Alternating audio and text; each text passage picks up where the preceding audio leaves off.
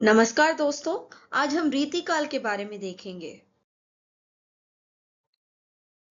रीतिकाल के बारे में देखने से पहले हम हिंदी साहित्य का काल विभाजन के बारे में देखेंगे, जो आचार्य रामचंद्र शुक्ल के अनुसार हुआ है।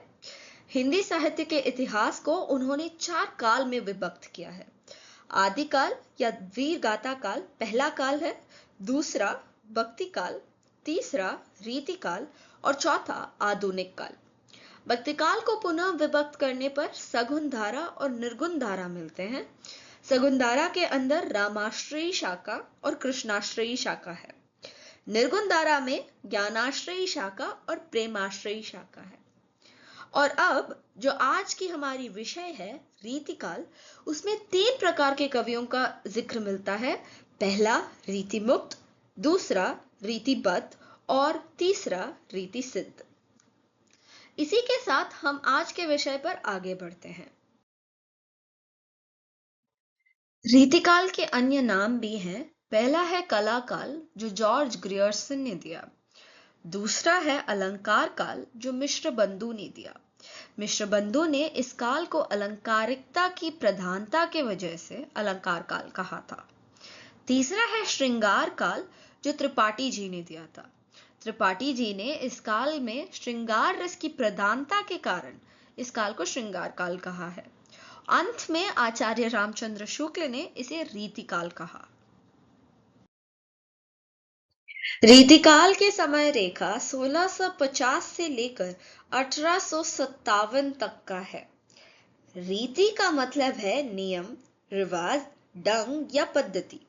किसी भी काम को करने का ढंग ही रीति है। साहित्य के क्षेत्र में कुछ ऐसे ग्रंथ मिलते हैं जिनमें कविता लिखने का ढंग बताया गया है, और इन ग्रंथों को काव्य शास्त्र कहा जाता है। इस काल के कवियों ने न केवल कविता लिखे, पर ऐसे काव्य शास्त्र भी लिखे। रीतिकाल की समय रेखा हमें इस साहित्यिक युग की इतिहास से परिचित कराती है। 1628 में शाहजहां के राज्याभिषेक से रीतिकाल की शुरुआत मानी जाती है। 1668 में औरंगजेब ने सत्ता संभाली, जिससे राजनीतिक परिस्थितियों में कई बदलाव आए। 1739 में नादिर शाह ने दिल्ली पर आक्रमण किया, जिससे मुगल साम्राज्य को गहरा आघात पहुंचाया। अंत में 1857 का प्रथम स्वतंत्रता संग्राम भारतीय इतिहास का बड़ा मोड़ साबित हुआ, और इसी के साथ रीतिकाल का अंत माना जाता है। अब हम रीतिकाल के प्रमुख विशेषताएं के बारे में देखेंगे। पहला है रीति ग्रंथों की रचना। इस काल में काव्य शास्त्र जैसे लक्षण ग्रंथ की रचना की गई थी। दूसरा है दरबारी संस्कृति का प्रभाव। अधिकांश कवि राज दरबारों के आश्रय में रहते थे, इसलिए राजाओं का गुणगान करते थे। तीसरी है भाषा, और इस काल में ब्रज भाषा प्रमुख रही। चौथा विशेषता है श्रृंगार प्रधानता। नायिका के नक्शिक सौंदर्य का वर्णन किया हुआ है। पांचवा है नायक नायिका भेद। नायक नायिका की मानसिक दशा का भावनात्मक चित्रण प्रस्तुत किया है। और अंत में अलंकार प्रधानता। काव्यों में अलंकार, रस, छंद आदि का प्रयोग ज्यादातर रही। रीतिकाल के समय में हमें 3 प्रकार के कवियों का जिक्र मिलता है: रीतिबद्ध, रीति मुक्त और रीति सिद्ध। अब हम एक एक के अर्थ समझते हैं। तो पहला है रीतिबद्ध कवि। इन्होंने काव्य नियमों से बंधे हुए लक्षण ग्रंथ लिखे हैं। तो दूसरा है रीति सिद्ध कवि। इन्होंने लक्षण ग्रंथ तो नहीं लिखे, पर रीति का प्रयोग अपनी कविताओं में की है। तीसरा है रीति मुक्त कवि। इन्होंने मुक्त होकर हृदय से काव्य रचना की और रीति के बंधन को स्वीकार नहीं किया। अब हम एक एक प्रकार के कवियों के नाम जानेंगे। रीतिबद्ध कवियों में से देव, केशवदास, चिंतामणि, मतीराम, पद्माकर और भिखारी दास हैं। रीतिमुक्त कवियों में से बिहारी, नृप नेवाज और रासनिधि हैं। रीति सिद्ध कवियों में से गणानंद, बोधा, ठाकुर, आलम और द्विजदेव हैं। इन सब रीतिकालीन कवियों में से बहुत प्रसिद्ध हैं बिहारी लाल। उनका जन्म सन 1595 ग्वालियर में हुआ था। वे मुख्यतः ब्रजभाषा के कवि थे। उनकी एकमात्र रचना सतसई है और वे जयपुर नरेश जयसिंह के दरबारी कवि थे। दोहा, जन्म ग्वालियर जानिए खंड बुंदेले बाल, तरुणाई आई सुघर मथुरा बसी ससुराल। महान कवि बिहारी लाल का जन्म ग्वालियर में हुआ था। उनका बचपन बुंदेलखंड में बीता और बाद में वे मथुरा में रहने लगे। इस दोहे से उनके बचपन और जन्म के बारे में पता चलता है। बिहारी जयपुर नरेश मिर्जा राजा जयसिंह के दरबारी कवि थे।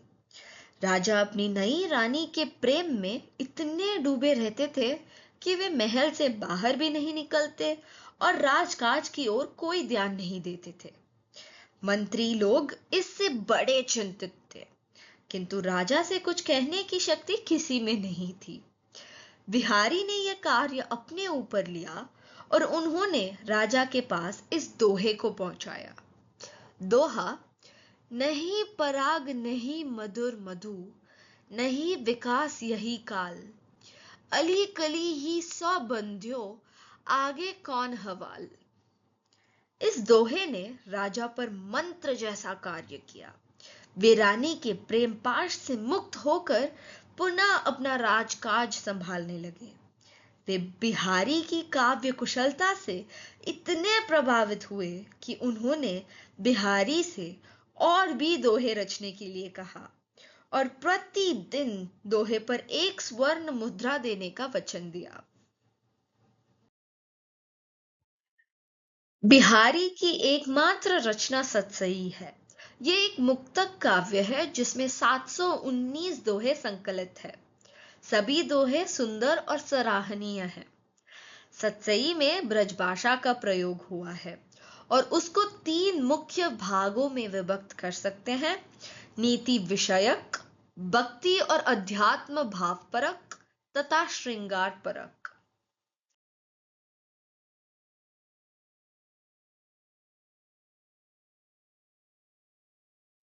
गणानंद का जन्म 1675 बुलंदशहर में हुआ माना जाता है। वे बादशाह मोहम्मद शाह के दरबारी कवि थे। उनकी प्रमुख काव्य रचनाएं हैं सुजान सागर, विरह लीला, कृष्ण कौमुदी आदि हैं। गणानंद बादशाह मोहम्मद शाह के मीर मुंशी थे। उनका सुजान नामक एक नृत्यांगना से प्रेम हो गया था, जिसके कारण उन्होंने कई रचनाएं की है। इसी प्रेम के कारण उन्हें कभी कभी प्रेम पीर के कवि भी कहा जाता है।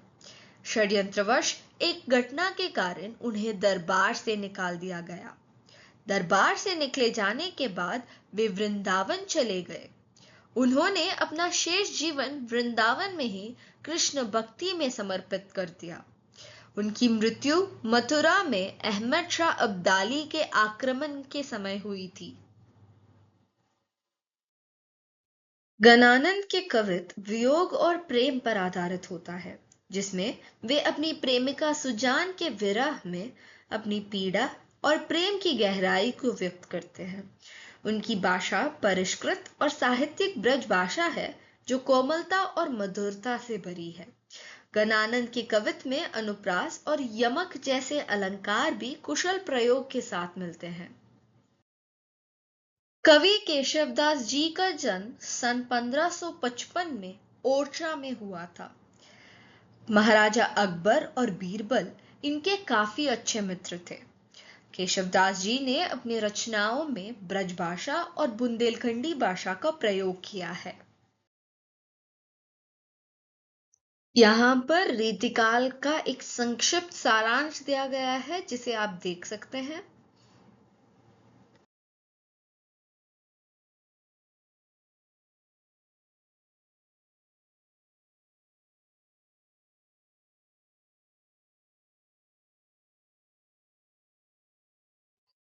इसी के साथ रीतिकाल खत्म होती है। सुनने वाले आप सभी को धन्यवाद।